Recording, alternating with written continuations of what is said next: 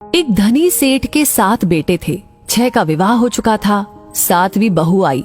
वो सत्संगी माँ बाप की बेटी थी। बचपन से ही सत्संग में जाने से सत्संग बस गया था जीवन में। ससुराल में घर का सारा काम तो नौकर चाकर करते हैं। जेठानियां केवल खाना बनाती है, उसमें भी खटपट होती रहती है। बहू को सुसंस्कार मिले थे कि अपना काम स्वयं करना चाहिए और प्रेम से मिलजुल करके रहना चाहिए।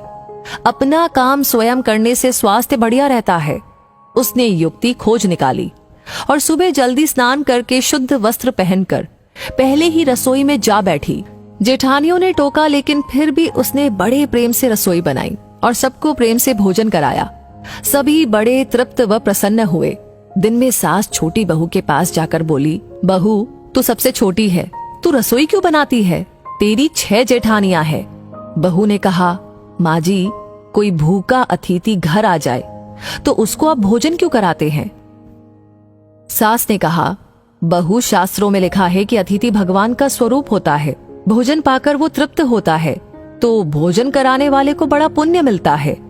माँ जी, अतिथि को भोजन कराने से पुण्य होता है तो क्या घर वालों को भोजन कराने से पाप होता है? अतिथि में भगवान का स्वरूप है तो घर के सभी लोग भी तो भगवान का ही स्वरूप है, क्योंकि भगवान का निवास तो जीव मात्र में है। और माँ जी, अन्न आपका, बर्तन आपके, सब चीजें आपकी हैं। मैं जरा सी मेहनत करके सब में भगत भाव रख के रसोई बनाकर खिलाने की थोड़ी सी ही सेवा कर लूं तो मुझे पुण्य होगा कि नहीं होगा? सब प्रेम से भोजन करके तृप्त होंगे, प्रसन्न होंगे तो कितना लाभ होगा। इसलिए माँ जी, आप रसोई मुझे बनाने दीजिए। कुछ मेहनत करूंगी तो स्वास्थ्य भी बढ़िया रहेगा। सास ने सोचा कि बहू की बात तो ठीक है, हम इसको सबसे छोटी समझते हैं, पर इसकी बुद्धि सबसे अच्छी है। दूसरे दिन सास सुबह जल्दी स्नान करके रसोई बनाने बैठ गई। बहुओं ने देखा तो बोली, माँ जी, आप परिश्रम क्यों करती हैं? सास ने कहा, तुम्हारी उम्र से मेरी उम्र ज्यादा है, मैं जल्दी मर जाऊंगी। मैं अभी पुण्य नहीं करूंगी तो फिर कब करूंगी? बहुएं बोली, माँ जी, इसमें पुण्य क्या है? ये तो घर का काम है। सास बोली, घर का काम करने से पाप होता है क्या? जब भूखे व्यक्तियों को, साधुओं को भोजन कराने से पुण्य होता है तो क्या घर वालों को भोजन कराने से पाप होता है? सभी में ईश्वर का वास है। सास की बातें सुनकर सब बहुओं को लगा कि इस बात का तो हमने कभी ख्याल ही नहीं किया। ये युक्ति तो बहुत ही बढ़िया है। अब जो बहू पहले जग जाए वो रसोई बनाने बैठ जाए। पहले जो भाव था कि तू रसोई बना तो 6 बारी बंधी थी, लेकिन अब मैं बनाऊं, ये भाव हुआ तो 8 बारियां बंध गई। 2 और बढ़ गए, सास और छोटी बहू। काम करने में तू कर, इससे काम बढ़ जाता है और आदमी कम हो जाते हैं। पर मैं करूं, इससे काम हल्का हो जाता है और आदमी बढ़ जाते हैं। छोटी बहू उत्साही थी। सोचा कि अब तो रोटी बनाने में चौथे दिन बारी आती है, फिर क्या किया जाए। घर में गेहूं पीसने की चक्की पड़ी थी। उसने उससे गेहूं पीसने शुरू कर दिए। मशीन की चक्की का आटा गरम गरम बोरी में भर देने से जल जाता है। उसकी रोटी स्वादिष्ट नहीं होती, लेकिन हाथ से पीसा गया आटा ठंडा और अधिक पौष्टिक होता है और उसकी रोटी भी स्वादिष्ट होती है। छोटी बहू ने गेहूं पीसकर उसकी रोटी बनाई तो सब कहने लगे कि आज तो रोटी का जायका बहुत ही अच्छा है। सास बोली, बहू, तू क्यों गेहूं पीसती है? अपने पास पैसों की कमी नहीं है। माँ जी, हाथ से गेहूं पीसने से व्यायाम हो जाता है और बीमारी नहीं आती। दूसरा रसोई बनाने से भी ज्यादा पुण्य गेहूं पीसने का है। सास और जेठानियों ने जब सुना तो लगा कि बहू तो ठीक ही कहती है। उन्होंने अपने अपने पतियों से कहा कि घर में चक्की ले आओ, हम सब गेहूं पीसेंगी। रोजाना सभी जेठानियां चक्की में 2-2.5 सेर गेहूं पीसने लगी।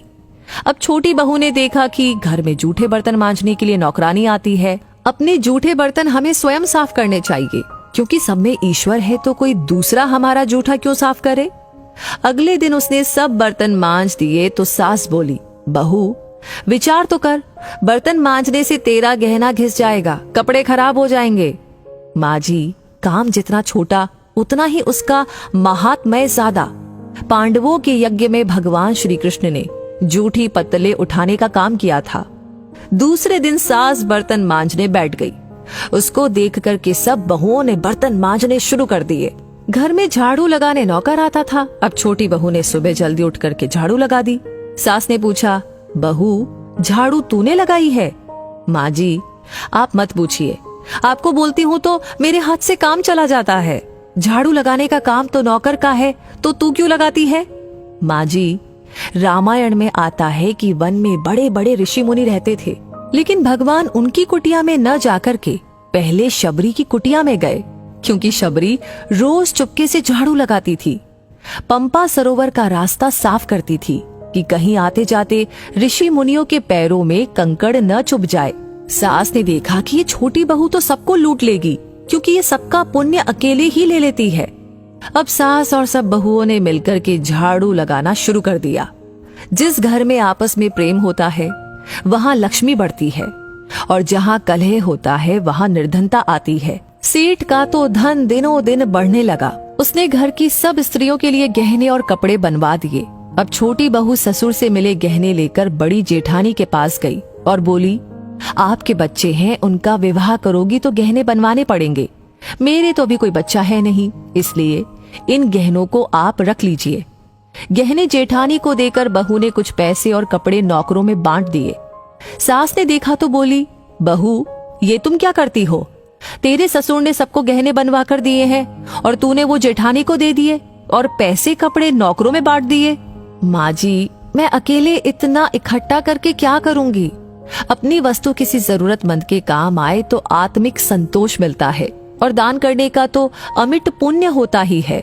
सास को बहू की बात लग गई। वो सेठ के पास जाकर बोली कि मैं नौकरों में धोती साड़ी बांटूंगी और आसपास में जो गरीब परिवार रहते हैं उनके बच्चों की फीस में स्वयं भरूंगी। अपने पास कितना धन है, किसी के काम आए तो अच्छा ही है, न जाने कब मौत आ जाए और सब यहीं पर पड़ा रह जाए। जितना अपने हाथ से पुण्य कर्म हो जाए अच्छा है। सेठ बहुत प्रसन्न हुआ कि पहले नौकरों को कुछ देते थे तो लड़ पड़ती थी, पर अब कहती है कि मैं खुद ही दूंगी। सास दूसरों को वस्तुएं देने लगी तो ये देख कर के दूसरी बहुएं भी देने लगी। नौकर भी खुश होकर के मन लगा कर के काम करने लगे और आस पड़ोस में भी खुशहाली छा गई। श्रेष्ठ मनुष्य जो जो आचरण करता है दूसरे मनुष्य वैसा वैसा ही करते हैं। वो जो कुछ प्रमाण कर देता है दूसरे मनुष्य उसी के अनुसार आचरण करते हैं।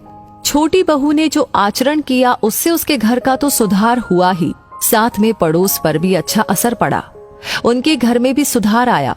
देने के भाव से आपस में प्रेम भाईचारा बढ़ गया। इस तरह बहू को सत्संग से मिली सूझबूझ ने उसके घर के साथ अनेकों घरों को खुशहाल कर दिया।